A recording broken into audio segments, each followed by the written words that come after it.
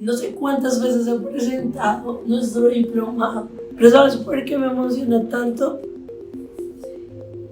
Repartir el conocimiento que debemos saber todos hace que mi labor no llegue solamente a mi cliente, sino llegue más allá. Por eso diseñamos el diplomado, para que muchas más personas como tú se dediquen a defender derechos de las personas. Gracias por unirte a esta preciosa misión.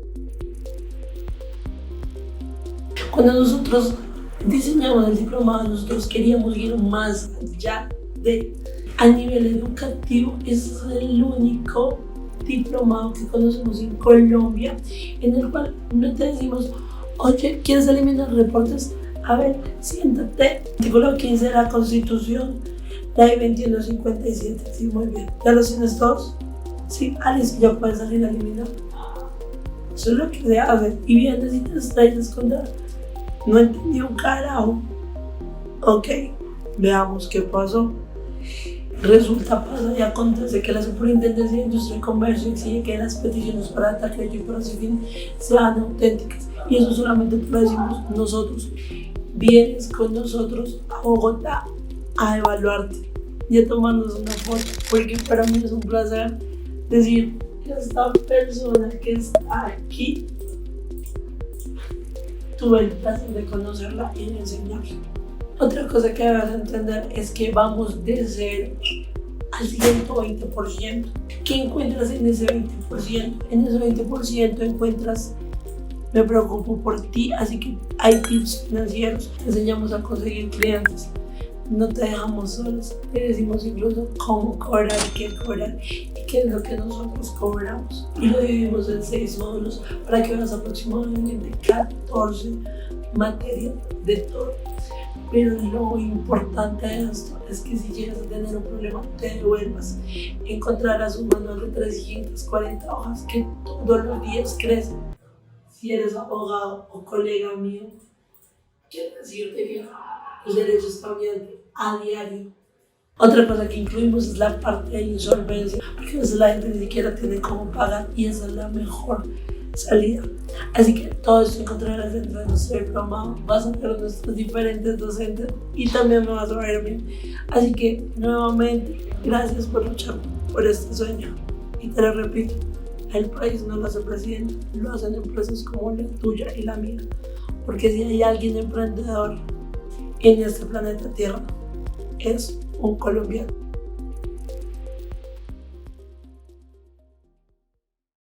Este tema de eliminación de causales o de reportes negativos ante las centrales de riesgo hace parte de un tema mucho más amplio, ¿sí? Ese tema es, digamos, el título de ese tema es el derecho fundamental al habeas data o al perfil informático, a la identidad informática, etc. ¿Sí? Básicamente, digamos, se conoce con el habeas data. ¿Cómo surgió este asunto del habeas data? Básicamente desde siempre, pero sobre todo en el mundo moderno, cuando se masificaron los medios o las tecnologías de la comunicación, etc., se ha venido acopiando mucha información personal de todos nosotros, tanto de los particulares como de las empresas. Y con esa información que se ha venido acopiando, se ha venido procesando, tratando unos bancos de datos que le hacen un perfilamiento a las personas. Entonces, ¿qué retos enfrentó el legislador de Colombia y del mundo occidental en general? Dos cosas. Uno, que ese acopiamiento de información personal, ¿sí?, no se podía prohibir porque en muchos casos, o en la mayoría de casos, era relevante para el desarrollo de la sociedad misma. Y dos, ¿sí?, que aun cuando era relevante para la sociedad, era importante que las personas tuviesen una serie de derechos sobre esa información que se acopiaba sobre ellas, porque terminaba incidiendo, digamos, en el ejercicio de otros derechos, ¿sí? Es el caso de los datos financieros, de crédito, comerciales, etcétera, es decir, aquellos datos que dicen relación o hacen referencia con todo lo que tenga que ver con el nacimiento, extinción, modificación, liquidación de obligaciones de cualquier contrato de cualquier naturaleza, ¿sí? ¿Qué dijo el legislador? Oiga, ojo que esos datos financieros que se acopian de las personas, es decir, si las personas adquieren un crédito o no, si compran una casa o no, si pagan sus cuotas de forma cumplida, si no las pagan, etc., Es importante, no se puede prohibir que haya bancos de datos con esa información porque eso repercute en el conjunto de la sociedad. Si sabemos quiénes pagan, digamos, a tiempo, quiénes no pagan a tiempo, pues eso termina democratizando el crédito y generando otras cosas importantes para la sociedad. Pero también el legislador dijo, pero es importante que ese acopio de información y ese tratamiento de esos datos financieros no se haga de forma, digamos, caprichosa o vulnerando ciertas garantías de las personas. Entonces también dijo, ustedes, o los titulares de esa información, van a tener determinados derechos frente a esa información y frente a esos bancos de datos. Ese derecho específicamente lo nombró el legislador habeas data. ¿Y qué quiere decir el habeas data? Palabras más o palabras menos. Es el derecho que tenemos todas las personas a conocer la información que está en esos bancos de datos. 2, actualizarla. Y 3, rectificar esa información. Y indiquemos una cuarta cosa, que esa actualización, ese conocimiento, esa actualización y esa rectificación está acompañado de todas las garantías de nuestro sistema constitucional, digamos, de todos nuestros demás derechos constitucionales y fundamentales. Ese básicamente es el habeas data. ¿Cuál es el fundamento normativo en nuestro ordenamiento colombiano? Son las siguientes normas. Como regla general, digamos, en la cúspide de nuestro ordenamiento jurídico está la Constitución, y dentro de la Constitución el artículo 15 habla sobre el derecho a la habeas data, ¿sí? No lo nombra específicamente así, pero dice que todos tenemos derecho a la intimidad, al buen nombre, etc. Y ahí seguido dice todos tenemos derecho a conocer, actualizar y rectificar la información que se recoja sobre nosotros, sean bancos de datos públicos o bancos de datos particulares, ¿sí? Cuando el dato, esto digamos para ir aterrizando el tema, cuando el dato se refiere a información financiera de crédito comercial de nosotros o de las empresas, ¿sí? El legislador colombiano ha sacado una serie de normativa regulando y dando las reglas que se tienen que tener en cuenta respecto al acopio de esa información y al tratamiento de esa información, cómo se acopia, quiénes la copian, con quién se comparte, cuándo se comparte, cuándo se debe mantener, cuándo se debe eliminar, etc. Y en ese sentido, cuando el legislador hizo el diagnóstico correspondiente, a hoy ha sacado dos leyes en particular, pero quiero resaltar esto, 2 leyes frente a lo que tiene que ver con la información financiera de crédito comercial, ¿sí? ¿Cuáles son esas 2 leyes? Están anotadas aquí. Es la ley 1266 del 2008 y la ley 2157 del 2021, que es famosamente conocida como la ley de borrón y cuenta nueva. Estas 2 leyes, se complementan en la mayoría de sus aspectos, ¿sí? Hay otras disposiciones, hay una resolución del 2012 de la Superintendencia de Industria y Comercio, hay unas sentencias de nuestros jueces, sobre todo jueces que han conocido casos vía tutela, está la doctrina de la Superintendencia de Industria y Comercio y la Superintendencia Financiera, que es la que conoce frente a los pleitos, digamos, en particular que se generan frente al tratamiento de datos financieros, y esa doctrina, digamos, también hace parte de la normatividad, pero para redondear el asunto, las dos normas fundamentales son el artículo 15 de la Constitución Política de Colombia y la ley 1266 del 2008 y la ley 2157 del 2021, ¿sí? Cuando estudiamos en conjunto esas 2 leyes, ¿sí? encontramos que hay una serie de causales, de hipótesis, de eventos, ¿sí?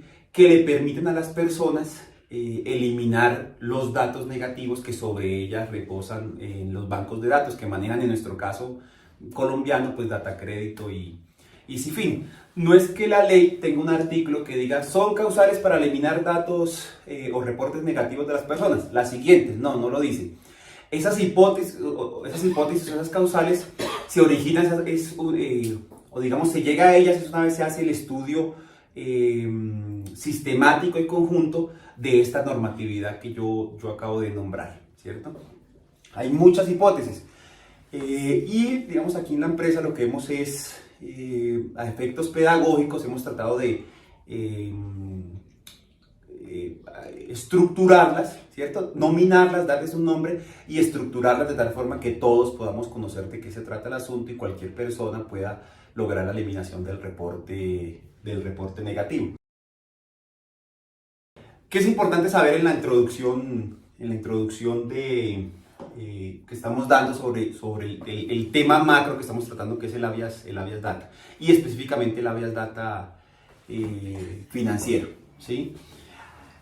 El estudio conjunto de esas leyes nos da que hay una serie de actores o de personas que intervienen en todo este asunto de quiénes son los titulares de esa información financiera, a quién la puede recoger, a quién se puede suministrar, quién la puede tratar, a quién se puede dar a conocer, cuándo debe permanecer en el banco de datos, cuándo se debe eliminar, etc. Entonces es importante que se conozca cuáles son los actores que participan en este asunto del habeas data financiero. Son los siguientes. Uno de los más importantes, el titular de esa información financiera o de crédito comercial, que básicamente somos todas las personas naturales o físicas y todas las personas jurídicas, todas las sociedades, ¿sí? Esa persona, ese titular, ¿sí? Se dice que es el dueño, ¿sí? De los datos personales financieros. Y esto es importante definirlo porque ¿qué se entiende por dato personal primero? Pues un dato personal es cualquier tipo de información que se asocie o se pueda asociar con una persona determinada. El nombre, la edad, el estado civil, el correo electrónico, etc. ¿Sí? Cualquier tipo de información que se asocie o se logre asociar con una persona determinada. Es decir, que información que no se logra asociar con una persona determinada, pues simplemente es un dato impersonal y es un dato que no nos interesa para los efectos de lo que estamos exponiendo. El legislador y las sentencias de nuestros jueces han hecho como una clasificación de esos datos personales, que puede resultar arbitrario o no, pero resulta pedagógica a efectos de explicar este asunto. Y ha dicho el legislador colombiano y nuestros jueces que de esos datos personales se dividen en principio en 3 categorías. ¿Qué categorías son? Categoría 1, el dato personal de carácter público. ¿Sí? Es decir, cierta información que no se requiere que es importante conocer por la sociedad y que no se requiere autorización de su titular para que tengamos acceso a ella. Por ejemplo, quién es dueño o no de determinada finca. ¿Sí? Eso es un dato público que le interesa a todos y no necesitamos para ir a sacar la escritura pública de compraventa de esa finca. ¿Sí? No requiero la autorización del titular al dueño de la finca, sino que simplemente me acerco a la notaría, pido copia de la escritura y me la tienen que dar porque eso es un dato público. Hay un dato, la segunda categoría de datos personales son los datos íntimos o privados que dicen relación, como su nombre lo dice, con la vida más íntima de las personas, ¿sí? Entonces ahí estamos hablando de su orientación sexual, su opinión política, su posición filosófica, etc. ¿Sí? Esos datos son excepcionalmente, ¿sí? O se puede acceder a ellos de forma excepcionalísima por terceras personas porque supone que eso no le interesa al conjunto de la sociedad, sino únicamente atañen a la persona que es titular de ese dato. Incluso hay un ejemplo particular recientemente en Colombia donde la administración actual pues acopió de las redes sociales de las personas, acopió como sus posiciones políticas o filosóficas a efecto de hacer una clasificación entre derecha, izquierda, centro, etc. Y se supone que eso es un dato muy personalísimo. Nadie puede hacer tratamiento y recopilación de esos datos personales e íntimos, ¿sí? Y los jueces conocieron de ese caso, terminaron ordenándole a la administración que eliminara esas bases de datos. Y la tercera clasificación, la tercera categoría de datos personales es una que se llama los datos semiprivados. Y el legislador lo define en términos negativos. Dice, no son ni datos públicos, ¿sí? Porque no le interesan a todos, pero tampoco son datos muy íntimos o privados porque en determinadas circunstancias sí es importante que se conozcan. Lo que pasa es que únicamente se pueden conocer con autorización de ese titular, ¿sí? En esta última categoría, los datos personales semiprivados, es donde incluimos los datos financieros o de crédito o comerciales de las personas, ¿sí? Entonces, cuando estemos hablando de datos financieros de crédito comerciales, vamos a decir que eso es un dato semiprivado, ¿sí? Y de estos datos financieros, digamos de este dato financiero, para darle un nombre corto, hay una subclasificación. ¿Qué clases de datos financieros hay? Pues básicamente vamos a resumirlos en 2. Los datos positivos que dicen relación con el cumplimiento de cualquier tipo de obligación de las personas, ¿sí? Si me comprometí a pagar X crédito en tantas cuotas y cumplí, pues ese es un dato positivo. Y los datos financieros de carácter negativo, ¿sí? Que dicen relación con el incumplimiento de las obligaciones, ¿cierto? Eso es importante porque hay casos en que a uno se le puede presentar el hecho de que llega una persona, ¿cierto? Nos consulta y dice, vea, yo tengo este historial de crédito, de Datacrédito, de Cifin, tengo estas anotaciones y nos dicen, ¿Lo puedo eliminar o no lo puedo eliminar? ¿Sí? Y la respuesta está en la definición que les acabo de decir. Sí se puede eliminar siempre y cuando se trate de un dato negativo, es decir, que diga relación o haga referencia al incumplimiento de alguna obligación nacida de cualquier tipo de contrato. Pero si el dato es neutro, el dato financiero es neutro, ¿sí? O positivo, ¿sí? Pues es un dato que no se puede eliminar. ¿Quién es el siguiente actor en todo esto? ¿Sí? Las fuentes de la información, es decir, las personas con las que los titulares tienen negocios comerciales, financieros, etcétera, bancos, cualquier empresa del sector real, y se llaman fuentes porque son ellos los que emiten o hacen el registro, ¿sí? De los reportes negativos o positivos de esos titulares. ¿Ante quién? Ante el tercer actor de esta cadena, que son los operadores de los bancos de datos financieros, ¿cierto? Quienes acopian y reciben esa información que le dan las fuentes, la tratan, ¿sí? Y administran, digamos, esos bancos. ¿Cuáles son los dos operadores más famosos en Colombia? Promueven el sector privado, son Data, Crédito y Cifin, ¿sí? El cuarto actor de esta cadena son los usuarios, es decir, las personas a quienes los operadores les otorgan esa información. Generalmente son los bancos, porque son los bancos los que requieren esa información para ver el perfilamiento financiero que tienen los titulares cuando van a pedir un crédito, un producto financiero, etc.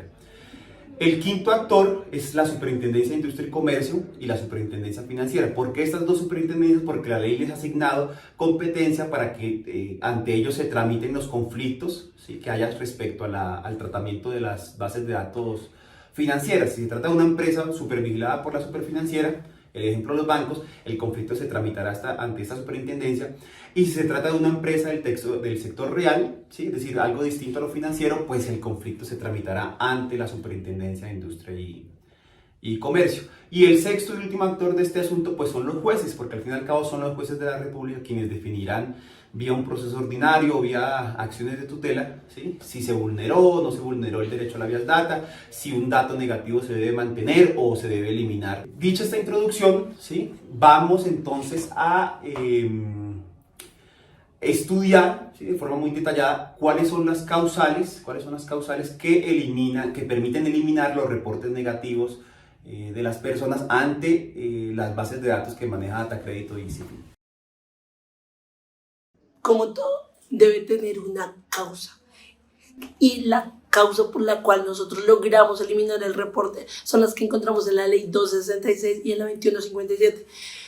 Aproximadamente encontramos 14 causales, pero distinguimos 9, que si nuestros formatos utilizan más de una causal para eliminar el reporte, sí. Así que quiero que veamos todas las causales detenidamente, porque tenemos formatos en los que incluimos más de 3 causales, incluso solamente para explicar. Así que, ya que sabes que son causales, bienvenida o bienvenido a esta parte de nuestro diplomado. Cuando nosotros diseñamos todo este proceso, a la final nosotros lo que queremos demostrar es la legalidad en el reporte, ¿sí? Que todo sea legal dentro de lo que se está viendo. Así que esta causal no es que exista la norma como tal, esta causal es más bien un desarrollo de acuerdo a la legalidad de los reportes. Y si no encuentras una causal, tírale esta, a ver cómo te va. Pero hay alguien mejor para explicar. Error en el reporte de Will. Hola, André. Hola a todos. Bueno, básicamente, bajo el desarrollo que se hizo, tienes que tener en cuenta lo siguiente. Para que exista un reporte y para que exista una deuda, tiene que haber una serie de documentos y soportes que avalen dicho proceso. Es decir, no tienes clara la información acerca de tu proceso, el error al momento de hacer el reporte te va a permitir las siguientes acciones. 1, conocer cuánto tiempo llevan tus obligaciones en mora. 2, saber quién posee la deuda. 3, saber si el reporte es legal o no. 4, saber si existe algún tipo de error por parte de la entidad que te permita eliminar ese reporte. Es decir, el error al momento de hacer el reporte es una causal que te va a permitir tener pleno conocimiento acerca de tu crédito y conocer si realmente la entidad tiene todo lo permitido por la ley y cumple con todo lo desarrollado. Así que si no es clara la información referente a tu obligación, error al momento de hacer el reporte, es la causal ideal para conocer todo ese tipo de información y basado en eso, proceder a tomar las acciones pertinentes a tu caso. Suplantación de identidad. Así el nombre parezca muy sencillo de entender, tienes que tener en cuenta lo siguiente. Siempre que adquieres una deuda, tiene que haber una serie de documentos y materiales probatorios que constaten que tú obtuviste dicha deuda. ¿Esto qué quiere decir? Que la suplantación se da cuando tú no eres consciente, no sabes de dónde nace dicha obligación. Es decir, una persona indebidamente utilizó tus datos personales. La ley exige que por lo menos hayas puesto una denuncia penal. Esas no prosperan, pero sin embargo la 2157 dice que se debe hacer las anotaciones centrales por esa causal, no solamente por ti, sino también para que otras entidades sepan que te robaron tus datos. ¿Cómo se demuestra esto? Tiene que haber algún tipo de información de parte tuya. Puede ser cédula, documentos, soportes firmados por ti y hasta tu huella dactilar. Todo este tipo de información siempre tiene que darse para que exista una deuda. Si en tu caso esto no existe, hubo una suplantación de identidad y tienes todo el derecho a alegarla.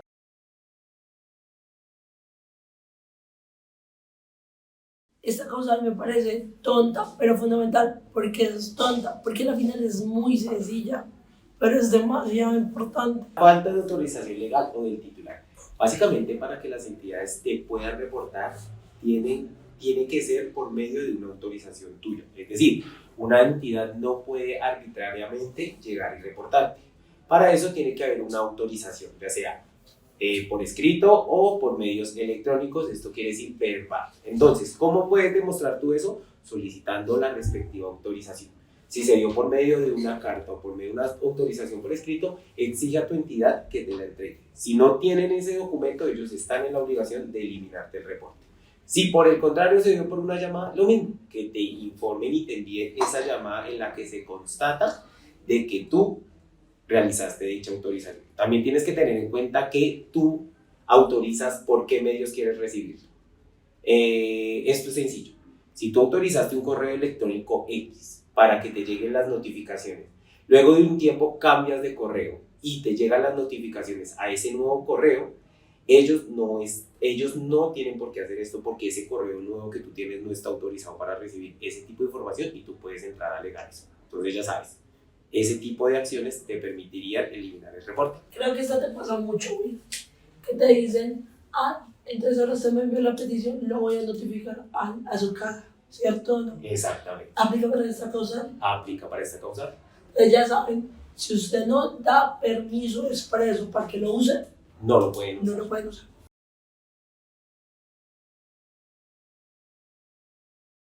Para mí esa es la mamá de todas, porque eso es simplemente el respeto que debe tener la persona que va a hacer tu reporte para poderte reportar. Y nosotros la tenemos por falta o indebida notificación previa. ¿Cómo así falta o indebida notificación previa? Y siempre lo explicaba así: si van a hablar mal de ti, que por lo menos tú puedas controvertir eso, que puedas decir, sí me corresponde, no me corresponde, espérese. Cuando nosotros hablamos de que en centrales de riesgo hablan mal de ti, claro que hablan mal de ti, porque ¿qué dicen? Que eres alguien bueno o alguien malo. Y cuando hablas de alguien malo es que hablamos de reportes negativos de centrales de riesgo. Nadie puede hablar mal de ti, incluso es un delito hablar mal de ti, bien sea injuria o calumnia, que recuerda que unos actos deshonrosos y lo otro son que te imputen delitos. Imagínate lo grave que es esto. Por eso es que debes entender que la indebida notificación es fundamental para que entiendas un poco el reporte. ¿Qué es la notificación? La notificación no es que te digan, ay, oye, vamos a ponerte en mora. No, es que te digan, oye, te vamos a poner en mora porque eres un deudor moroso, porque nos debes tanto, porque en capital es tanto, porque en intereses corrientes es tanto. Y luego que te digan, ¿eso es cierto o no es cierto, y que te den la posibilidad de ponerte al día.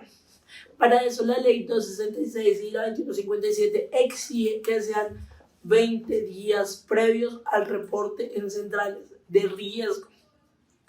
Esa es la primera parte de la notificación. Primero, que sean claros, que te digan exactamente qué está pasando y cómo evitar esa situación. Y la segunda es que tú te enteres. Y todos dirán, ¿cómo así? Miren, una notificación clara no es que cojan y te metan un papelito debajo de la puerta.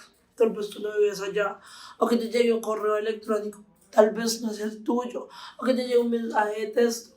Eso no te da la información suficiente. Eso no es una notificación. Notificación es que tú te enteres de lo que está pasando, porque al final estamos hablando de derechos fundamentales, no lo olvides. Y recuerda que nadie puede hablar mal de ti. Bueno, por eso es que la notificación es tan importante, es que te digan eso.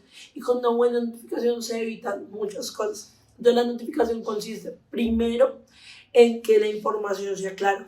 Y segundo, en que te llegue. Que si tú ya decides no hacer nada, está bien. Pero si no lo decides, ¿ves? Por ejemplo, o más grave es cuando hay suplantación de identidad. Si a ti te notificaran debidamente 20 días anteriores, simplemente no habría suplantación de identidad, porque tú dices, oye, eso no es mío, no me corresponde, no puedes hacerlo. O cuando vas a entrar en mora, ¿sí? Dices, se me olvidó. Y ustedes dicen, ay, no, pero es que la gente no paga porque no quiere pagar. No, a veces simplemente porque se le olvida, tiene muchas cosas, no es tan sencillo realizar el pago. Son muchas cosas que inciden. Y si la gente fuera consciente exactamente de lo que va a pasar con sus datos y que puede llegarle a suceder, creo que la perspectiva cambiaría respecto a terminar en centrales de riesgo. Pero ¿qué hacen las entidades? Las entidades simplemente permiten no hacer la notificación por pereza, porque ellos tienen el conocimiento y a pesar de tener el conocimiento, no lo utilizan. ¿Por qué no lo utilizan? Porque no quieren, porque les encanta respetar ese derecho fundamental, que es el derecho al debido proceso, el derecho de que tú tengas la oportunidad de defenderte. Por eso es que nosotros siempre arrancamos por esa causal. Una debida notificación garantiza que tú tengas voz en todo el proceso. Todo eso cabe en la debida notificación. Ahora sí entiendes lo importante que es esto, que te respeten tus derechos constitucionales. No estamos hablando de otros derechos, sino de tus derechos constitucionales, que tú recibas una comunicación y entiendas. Andrea, ¿sirve ese mensaje de texto numeral mala paga de una deuda? No, es que no te están diciendo nada. Que te tienen que decir qué debes, cuánto debes, porque es tu obligación y esto te va a pasar. Andrea, ¿sirve entonces el correo electrónico que no te llegó? No, porque no te llegó. La ley 2157 trae una modificación respecto a qué se puede hacer por medios electrónicos. Para que se pueda hacer por medios electrónicos, no recuerdo exactamente, pero es una ley de 1999, no es una ley, es una resolución de 1999, en la cual se nombra que se puede hacer mediante esto, siempre y cuando tengan autorización del uso de tus datos para hacer ese tipo de notificaciones por eso. Entonces la notificación va a exigir dos autorizaciones, que primero la autorización que les estoy diciendo, pero segundo que sea claro, porque recuerden, la ley no dice es que la persona se entere, no, que se notifique a punto de código general de proceso, que se notifique a punto de código general del proceso, porque es el que garantiza tu procedimiento. La ley 2157 trajo esa modificación y otra modificación es en cuanto a las deudas que no superan un 15%. Respecto a esa debe hacerse dos notificaciones previas, dos con intervalos de 20 días cada una antes de que se haga el reporte negativo de centrales de riesgo. Ahora, ¿entendiste la importancia de este derecho fundamental? Si lo tienes clarísimo como nosotros lo tenemos, es lo primero que vas a entrar a pelear y es lo que se entra a pelear durante todo el proceso, esa debida notificación, porque ya te vas a dar cuenta cómo de ahí empiezan a salir o a defenderse las otras causales. ¿Te quedó claro qué es notificación? ¿Entiendes que son tus derechos fundamentales y que es para mí, y siempre lo he puesto así, es la mamá de todas las causales?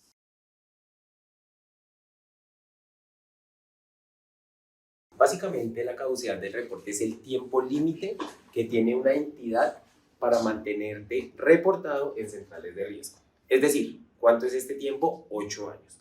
Tras pasar los 8 años, la entidad pierde como tal el derecho a mantenerte ese reporte y debe eliminarlo. Lastimosamente, estamos en estos momentos evidenciando que hay entidades que omiten esto y pues tienes que entrar a esta parte a alegarlo. ¿Cómo se alega? Bajo las acciones que se te informaron anteriormente y tienes que tener en cuenta entonces lo siguiente. 1, tienes que tener 8 años por lo menos con ese reporte. ¿Cómo lo demuestras? Lo puedes demostrar de diferentes maneras, ya sea con una petición, ya sea que tú tengas conciencia del tiempo que tengas en mora con esa obligación. Pero acá lo más importante para la caducidad es tener el tiempo que se te ha mencionado. Dentro de las prescripciones de las obligaciones, no se les olvide que es el término que da el legislador para poder iniciar la acción. Y bajo ese fundamento también se podría ver, incluso cuando ya está la demanda en curso, no solamente cuando se ha metido, sino, o no es meter, más bien es radicar. Cuando el acreedor simplemente dice, ay, con eso es suficiente, pues resulta que el Código General del Proceso dice, no, usted debe venir a impulsar el proceso porque a la final el interesado en cobrar o solicitar sus derechos es usted. Si yo como juez hago todo lo posible, pero si usted no lo hace, no se puede hacer. Dentro de las prescripciones de las obligaciones, no se les olvide que es el término que da el legislador para poder iniciar la acción.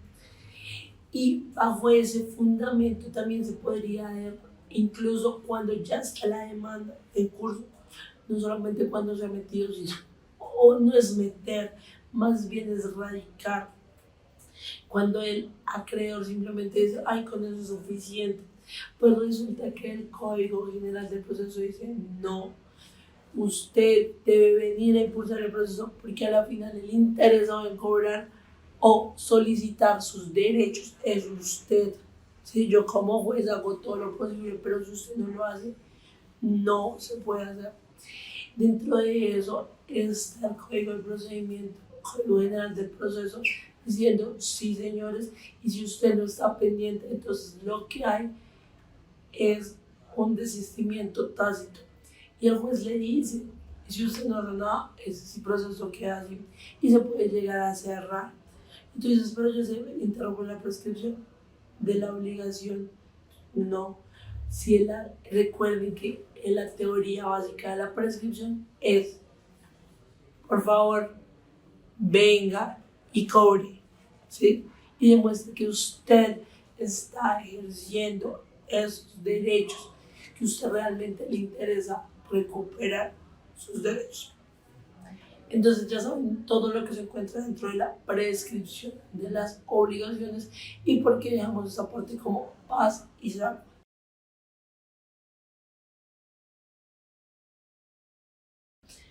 Para paz y salvo, la básica es que se extinga la obligación y que por eso te eliminen el reporte. Así de sencillo. Pero recuerda bien la regla general de esto, y es que si te castigan, ¿cómo así te castigan? Quiere decir que si tú estuviste en mora cierto tiempo, te lo van a aplicar. Como así, si estuviste en mora 6 meses, te van a tener año y medio reportado. Y no es la entidad la que lo hace, incluso lo hace automáticamente un algoritmo de las centrales de riesgo, bien sea de créditos y fin. El tiempo máximo es 4 años. Eso quiere decir que si duras 2 años en mora vas a estar 4 años, pero si duras 3 vas a estar 4 años. Y así sucesivamente. Los reportes negativos en centrales de riesgo se dan por un máximo de 4 años de castigo. y los reportes positivos son de toda la vida. Ahora que ya entiendes un poco de la causal paz y salvo, vamos a ver qué es extinción de las obligaciones. Para eso tenemos 9. Y hay algunas complicadas que yo digo, ¿por qué los abogados son tan complicados? Por ejemplo, empecemos con mutodisenso. ¿Qué es mutodisenso? Usted dice que no, y yo tampoco. Ni usted quiere cobrar, ni yo quiero pagar. Punto. ¿Se extingue la obligación por eso? Sí. La más sencilla es la que ofertan todos. Pago o cumplimiento. La prescripción extintiva la vamos a dejar al final, ya que quiero que vean unas cosas nuevas que estamos implementando. Novación.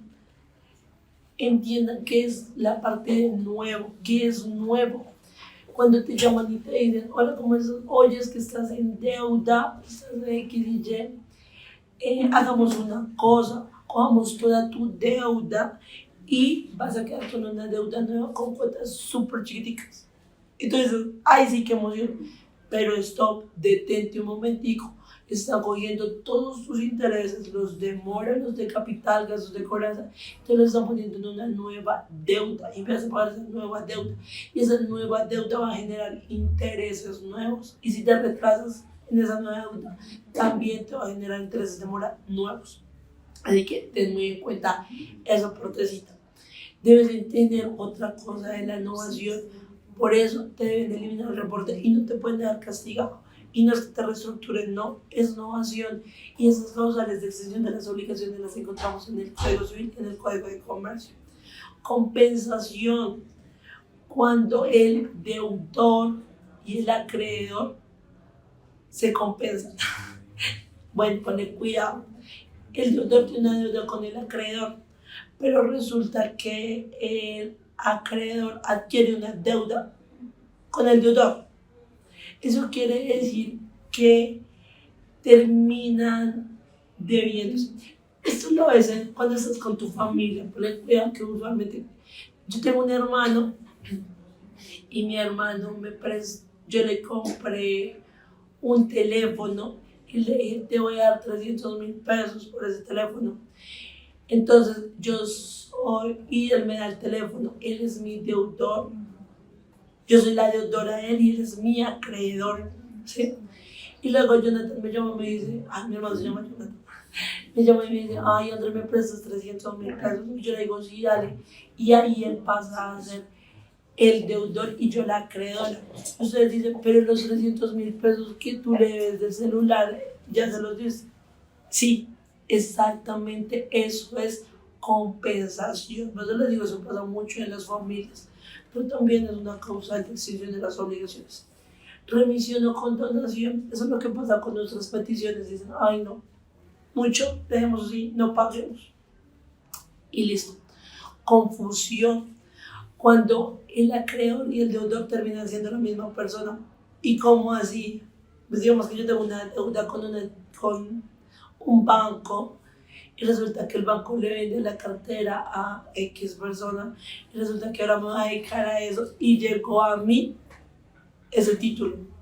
Entonces, ¿qué termina pasando? Que yo soy la deudora y soy la acreedora. Se confunde. El beneficio de inventario, esa parte se da cuando estamos dentro de un proceso de insolvencia. Y allí ya las reglas son diferentes y ya les explicamos esa parte. La transacción, miren, esto lo define muy bien la superintendencia. ¿Se puede interrumpir la prescripción?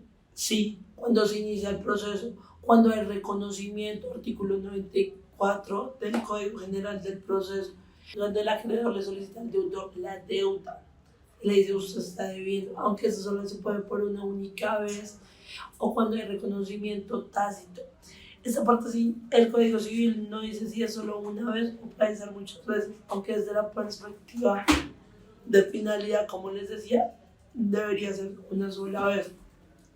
¿Qué es reconocimiento tácito? Pagar 100 pesos de la deuda. Eso interrumpe la prescripción extintiva. La prescripción extintiva se da a los 10 años de la deuda. Pero una cosa es la deuda y otra cosa es el título. Las deudas usualmente están contenidas en títulos. La prescripción extintiva de la deuda está en el Código Civil y la prescripción de los títulos está en el Código de Comercio. ¿Los títulos tienen término de prescripción? Sí, respecto a su acción cambiaria. ¿Qué es acción cambiaria? Señor juez, cobre. Oye, ¿me quieres comprar este título? Oye, puede ejercer dentro de ti. Cuando inicies el proceso de prescripción extintiva con el título valor, cuando este se hace exigible. Y en eso sostenemos varias tesis. La tesis de regla general es que esté lleno el título valor, pero estamos sosteniendo también en que la exigibilidad se da cuando te cobra.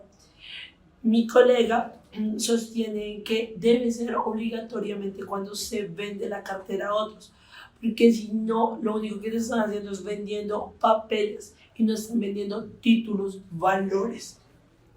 Por eso es que nosotros miramos la prescripción extintiva desde esas partes. Nosotros vamos a abrir un proceso exclusivamente para iniciar prescripción extintiva de los títulos valores, a ver qué tenemos por desarrollo jurisprudencial respecto a la exigibilidad, porque aquí la pelea es cuándo se hace exigible, cuándo está lleno o cuando te están cobrando. Desde un sentido más amplio, es desde cuando te están cobrando. ¿Por qué? Porque no solamente te está... Es más, yo ni siquiera discuto los intereses moratorios, sino discuto son los gastos de cobranza, porque los gastos de cobranza te los incluyen cuando ya la deuda se encuentra ahí en mora y debe cumplir ciertos requisitos que manda la ley. Pero pues, ahí, ahorita seguro a los 10 años, y vamos a empezar con estas dos tesis que se pueden entrar a pelear.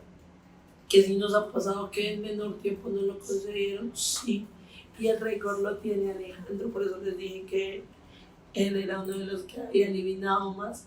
Le han reconocido prescripción a los 3 años como por 200 millones de pesos. Pero pues si lo miramos más bien, serían causales de extinción de las obligaciones, sería más bien una remisión o una condonación. También suele suceder que digan que no se cumple porque existe la mala fe. Miren, la prescripción de las obligaciones se da por una sola cosa: el transcurso del tiempo. Si usted puede obligar a la entidad a que no cobre por el transcurso del tiempo, dígame cómo. Pero me parece absurdo ese argumento, porque vuelvo a lo mismo: ¿quién tiene todas las facultades para poder cobrar un título? ¿Quién debe tener todo eso? Debe tener mínimo un abogado, y uno de los buenos, ¿no? Pero si no lo hacen, no se puede escudar en la mala fe. ¿Cómo se probaría la mala fe cuando se solicita la prescripción? Desde mi perspectiva, que haya mostrado impedir que le realicen el cobro.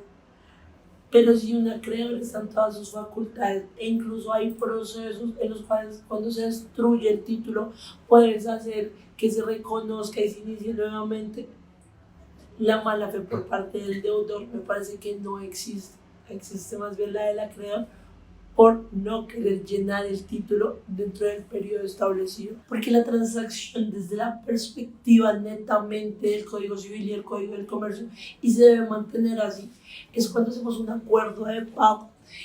Y yo sostengo, y lo hemos logrado, que si tú inicias un proceso de insolvencia, deben valerte esto por transacción y eliminar del reporte. O si tú dices, ven, hacemos un acuerdo de pago, no te deben dejar reportes centrales de riesgo y te deben eliminar solamente por esta causa, que es la transacción, porque quiere decir que estamos transando las deudas, que están haciendo algo nuevo para poderlas pagar. Usualmente en la transacción o en el acuerdo de pago da lugar a que te van a rebajar la deuda y vas a tener nuevas cosas que pagar y nuevas fechas para cumplir. Recuerda que la innovación es una nueva deuda, la transacción es a un acuerdo. ¿Y por qué lo reconocemos nosotros así? Y sobre todo por desarrollo dentro de lo que se ve junto con todo lo que tiene que ver con los acuerdos de pago de la Superintendencia de Industria y Comercio. Ahí específicamente dice que lo que se hace es una transacción cuando se llega a esta parte conciliatoria con ellos. y lo deberían reconocer todos los bancos. La otra es la nulidad del negocio. O sea, yo no sabía exactamente en qué me estaba metiendo.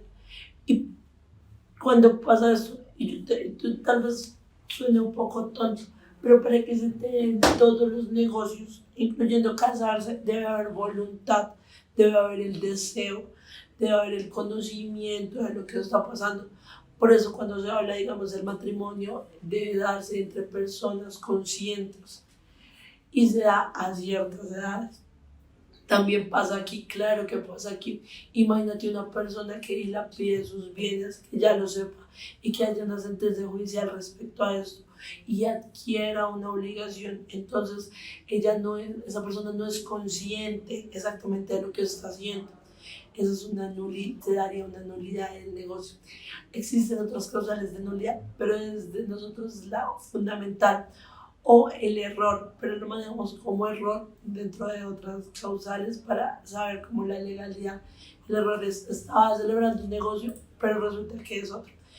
La nulidad del negocio está sobre todo en la causa.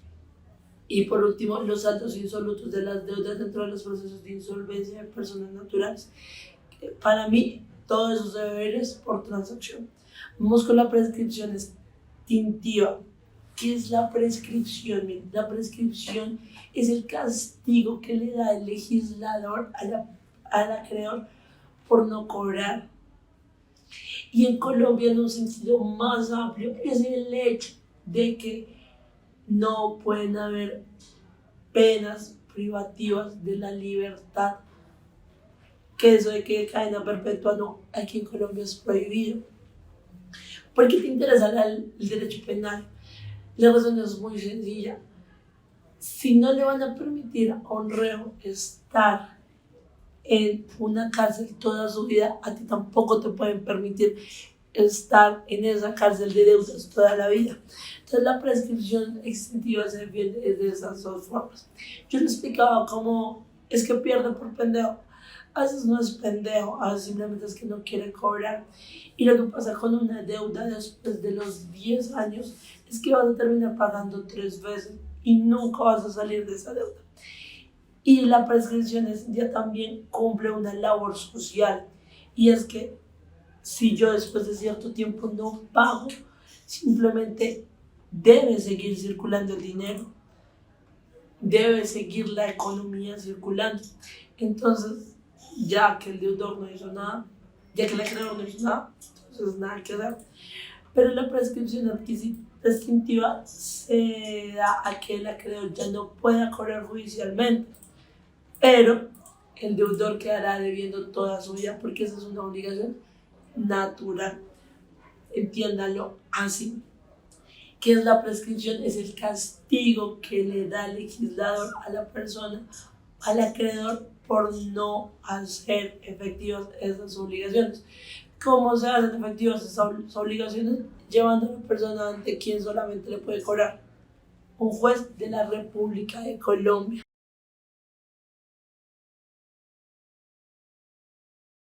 Esa es la causal más noble que tenemos, es tan noble que ni siquiera le tenemos como el proceso porque no la usamos, y es emergencia sanitaria. Resulta que, no sé si estás viendo este video muchos años después, pero la emergencia sanitaria sucedió en el 2020 y fue decretada presidencialmente. ¿Me ayudas con las fechas?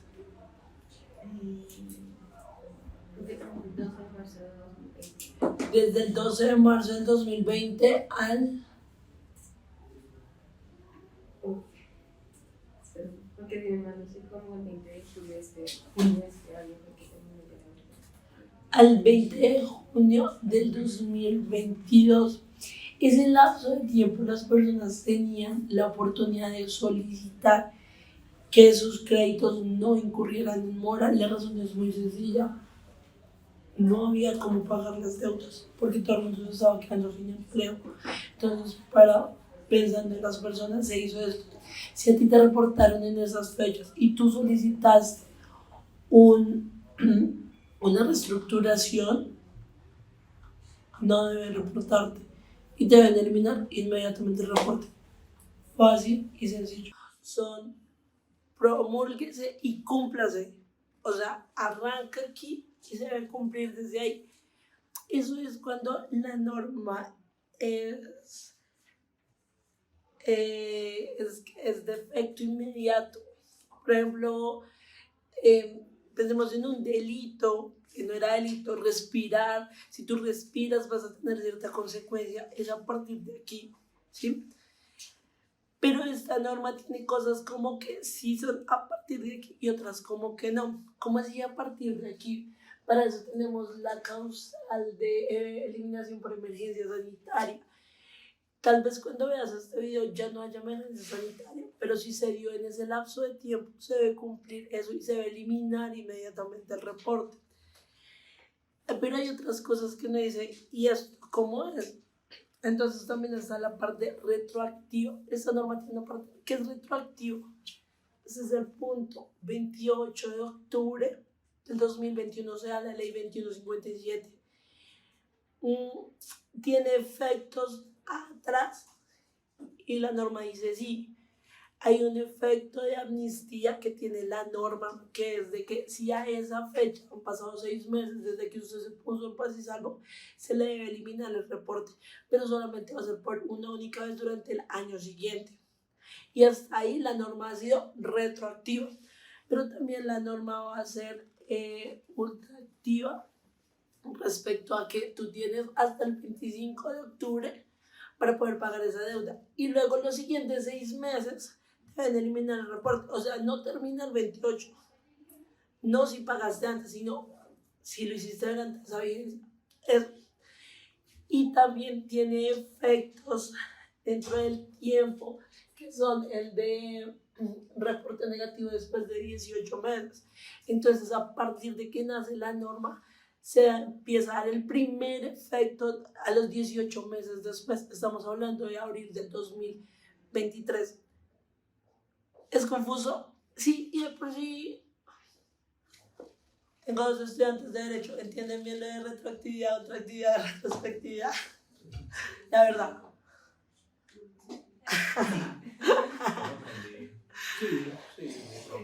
Sí. Básico. El básico de todas estas cosas es qué es mejor para el deudor. ¿Sí? Si usted va a defender un argumento importante, es que es mejor para el deudor. Y lo hablamos en la causal de caducidad, donde o cuando se debe dar. Sencillo, cuando sale la norma. ¿Por qué cuando sale la norma? Porque, ¿qué dijo el legislador? Ley de borrón y cuenta nueva. Aseguramos que 2.5 millones de colombianos van a eliminar sus reportes. No solamente por esa parte que les expliqué de la negociación, sino por otras cosas. Entonces, ¿cuál era la idea de él? Mejorarle al deudor. Siempre piensen en eso. ¿Cómo aplicar la ley a favor del deudor? Porque es que entiendan que la corporación grande es la empresa, la que tiene todos los abogados para hacer todo esto, es la empresa, la que tiene todo el dinero para montar una maquinaria, es la empresa. Usted de deudor está así, rogando a que le den algo. ¿Ven? ¿Entienden esa diferencia? Así que todo lo que vean de la normatividad, simplemente aplíquenlo por derecho. Esto para abogados es derecho laboral, pero aplíquenlo sobre derecho de favorabilidad a favor del deudor. ¿Listo? Si les quedaron dudas sobre la retroactividad, ultraactividad y esas cosas, aplíquenla siempre a favor del deudor.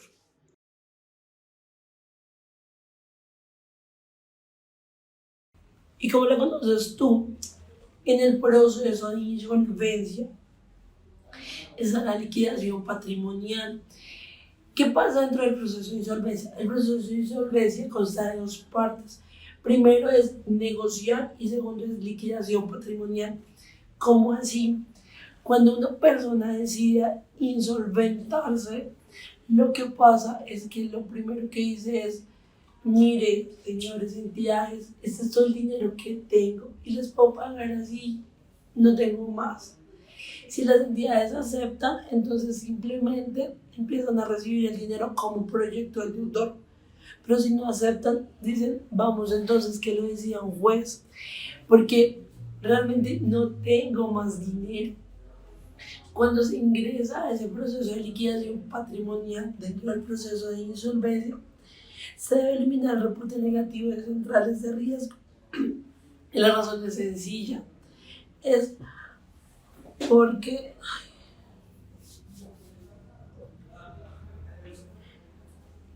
existe ya una creación de pagos, o lo que se va a hacer con las deudas y simplemente empezar a solventarse. Y a la final el reporte en centrales de riesgo es decir, tú eres un deudor, pero si estás demostrando que puedes pagar, entonces simplemente te deben eliminar el reporte.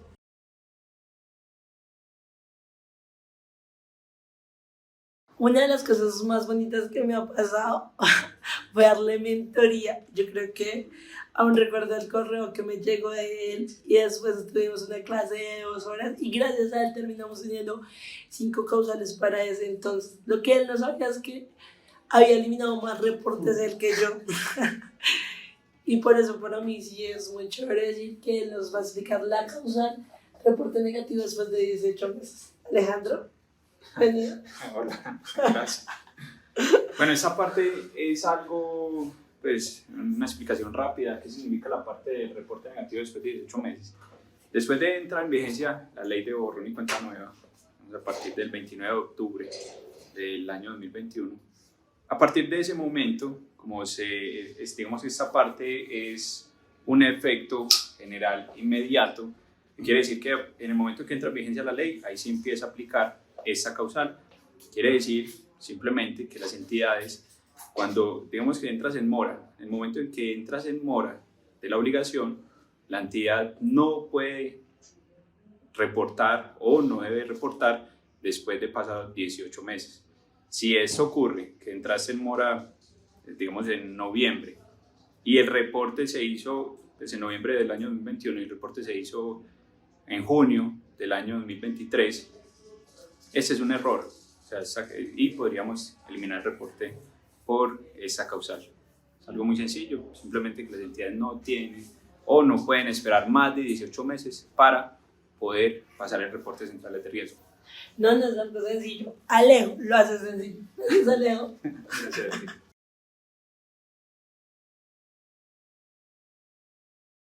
Y este es nuestro compromiso de que no solamente eliminamos reportes, sino que les mejoramos la calidad de vida de las personas, porque nos preocupamos por el más allá. Así que, ¿qué hacer cuando ves tu reporte? ¿Cómo lo miras? Yo esto no sabía, dale, ¿no me ayudas? Claro que sí. Bueno, ¿cómo están de nuevo? Este es un ejemplo de un historial de un cliente nuestro que tiene unos reportes negativos, tiene unas deudas vigentes un poco altas. Como podemos ver, no se encuentra el score. El score en este caso se mide de 150 a 950, entonces si no lo vemos es sencillamente porque tiene el score por debajo de 150. Eso se debe a la antigüedad de las obligaciones. ¿Listo? Como vemos acá, pues si se alcanza a ver, vemos que la persona en este caso tiene 39 millones en deudas, o sea, deudas vigentes. Y baja por favor para mostrarles las entidades con las que tiene el reporte. Más otro poquito. Y aquí las encontramos. Entonces vemos con Refinancia las deudas. Entonces con Refinancia aquí en este reporte, en esta obligación, estaba por 4.299.000 y la otra obligación estaba por 35.308.000.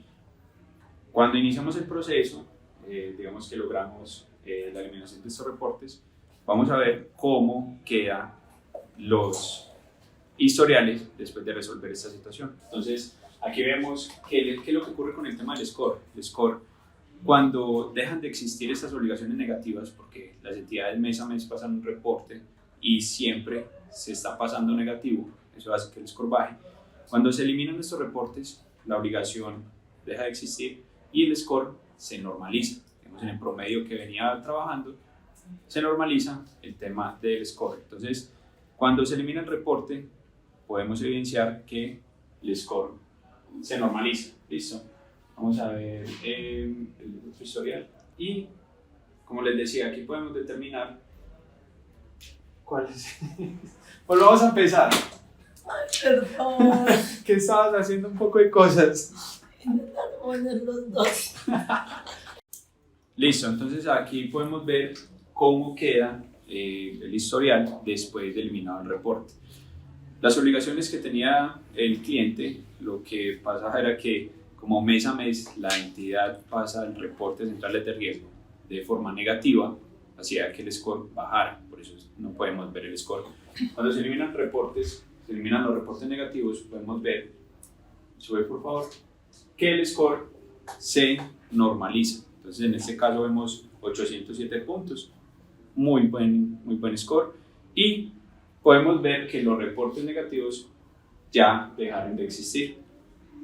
Vemos que en el historial baja, ya no tenemos saldo de mora, vemos que ya aquí vemos las obligaciones cerradas, sube por favor un poquito las obligaciones vigentes, y vemos que solamente tiene la cuenta de ahorros. Ahorita veíamos refinance y refinance con las obligaciones. En este caso se eliminan los reportes, el score se normaliza y la persona puede reiniciar su vida crediticia. Ahora vamos a ver un ejemplo de cómo es el estado en CIFIN. Este caso, digamos que para mí es un caso particular por el tema del tiempo. Si podemos ver acá, se alcanza a ver, por favor, aquí en el inicio vemos que el primer estudio se hizo el 5 de mayo. La persona tenía unas deudas en mora que sumaban 162.849.000 pesos. Bajamos por favor para que veamos las obligaciones. Más. Y otro poquito. Aquí las encontramos. También con refinance. En este caso tiene una obligación de 16.449.000 y la otra de 126.588.000. Vamos a ver, baja más por favor, encontramos otras dos obligaciones con refinancia, 15.345.000 y 4.467.000.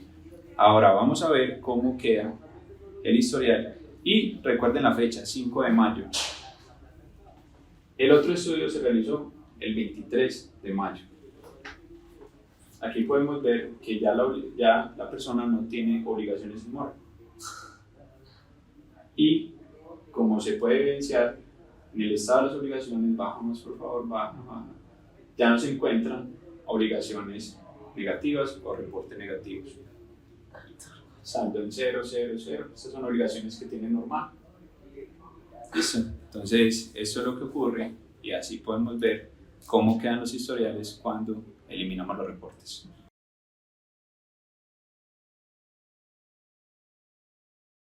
Las cosas como son, y entre las cosas como son hay que admitir que hay personas que saben más que uno. ¿Por qué saben más que uno? Porque les termina apasionando también hacerlo.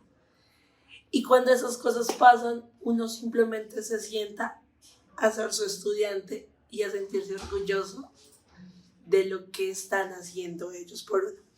Así que para mí es un gusto presentar a nuestro mejor asesor, porque nos va a explicar cómo va a ser toda la parte del procedimiento. Con ustedes, William Ortiz. Hola, ¿cómo están? Hola, Andrea, ¿cómo estás? ¿Cómo están? Bien. Voy a ser tu estudiante hoy, ¿puedo? Claro que sí. ¿Qué nos vas a explicar, William? Bueno, hoy les voy a explicar los pasos para eliminar los reportes negativos de las centrales de riesgo. El paso a paso, cómo se realiza. Entonces, lo primero que vamos a realizar es un envío de las peticiones. Este va a ir tanto a la entidad que nos genera el reporte como a las centrales de riesgo, ya sea Data Crédito o CIFIN. Luego de esto, tenemos que esperar un tiempo de respuesta. Normalmente las entidades tienen 15 días hábiles, en las cuales pueden pasar 3 diferentes situaciones. La primera, si la respuesta es positiva y el reporte procede a ser eliminado, en ese paso finaliza nuestro proceso. Pero si el proceso tiene respuesta negativa o por el contrario, pasados los 15 días no tiene respuesta, vamos a proceder a presentar una acción de tutela. En este caso, el tiempo de respuesta para una tutela es de hasta 8 días hábiles. En esta situación también pueden pasar dos situaciones, y es la primera: si tenemos una respuesta positiva o la tutela es a nuestro favor, el proceso ahí finaliza. Si no, se procedería a presentar otras acciones como incidentes de desacato, si da lugar dentro de la tutela. También, como último recurso, en caso tal de que hasta esta instancia no pudiésemos resolver, vamos a presentar una demanda ante la Superintendencia de Industria y Comercio. Luego de todo este proceso, ya para finalizar, vamos a validar la eliminación de los reportes en nuestros historiales y ahí se presenta el cierre del proceso.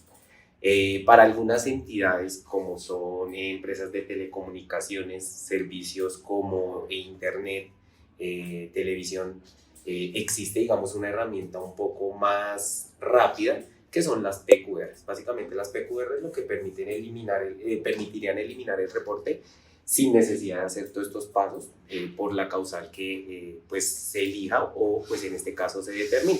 Tener en cuenta pues que esto depende mucho del caso de la persona y de la situación.